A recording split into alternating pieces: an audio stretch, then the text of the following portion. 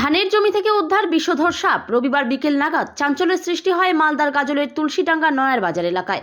যদিও এলাকায় অজগর সাপ বলে চাঞ্চল্য ছড়িয়ে পড়ে, পরবর্তীতে সর্পপ্রেমীর দ্বারা জানা যায় এটি চন্দ্রবোরা সাপ।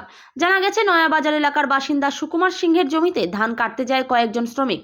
তাদের চোখেই এই বিষধর সাপ ধরা পড়ে। খবর চাউর হতেই চাঞ্চল্য ছড়িয়ে পড়ে গোটা এলাকা জুড়ে। খবর পেয়ে সর্পপ্রেমী অভিজিৎ ভট্টাচার্য বিষধর সাপটিকে উদ্ধার করেন এবং তিনি জানান এটি একটি বিষধর চন্দ্রবোরা সাপ। পাশাপাশি তিনি সচেতনতামূলক বার্তা দেন। বেরিয়েছে, সাপের নাম হলো চন্দ্রবোরা। তো ওই সাপ দেখে ধান কাটার সময়, হারভেস্টে ধান কাটছিল আর কি, ধান কাটার সময় সাপটা বেরিয়েছে। কি সাপ? চন্দ্রবোরা হবে। চন্দ্রবোরা কত ফিট লম্বা? এই 3.5 থেকে 4 ফিট লম্বা।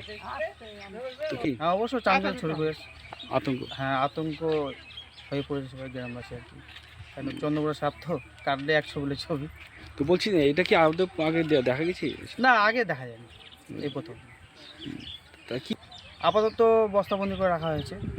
তারপর বন দপ্তরকে খবর দেওয়া হয়েছে, তারা আসলে সাপটাকে রিসিভ করবে। কোথায় এটা গ্রাম? এটা হলো তুলসীডাঙ্গা নয়া বাজার। কার জমিতে?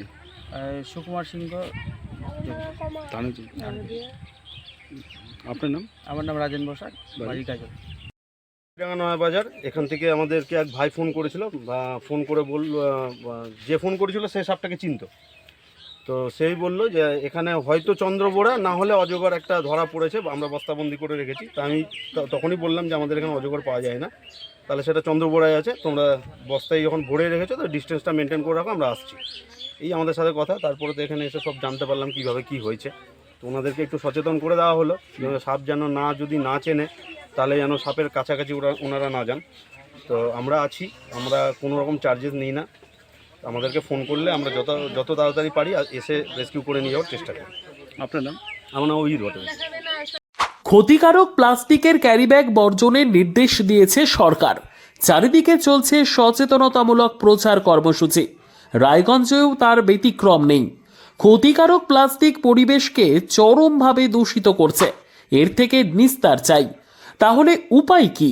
চিন্তা নেই, রায়গঞ্জে চলে এসেছে বিকল্প ব্যবস্থা। সবার জন্য সুখবর। পশ্চিমবঙ্গ সরকারের অনুমোদনে আগামী সপ্তাহ থেকেই শহরে তৈরি হতে চলেছে পরিবেশ বান্ধব দূষণমুক্ত বিভিন্ন ধরনের বায়ো ক্যারিব্যাগ, যা অবশ্যই পচনশীল। একেবারে সুলভে পেয়ে যাবেন আপনারা। আগ্রহী বিক্রেতা ও ডিলারশিপের জন্য অতি সত্বর যোগাযোগ করুন আমাদের সাথে। আমাদের ঠিকানা ইকো ক্যারি ইন্ডাস্ট্রিজ, জেলখানা মোড়, রায়গঞ্জ, উত্তর দিনাজপুর।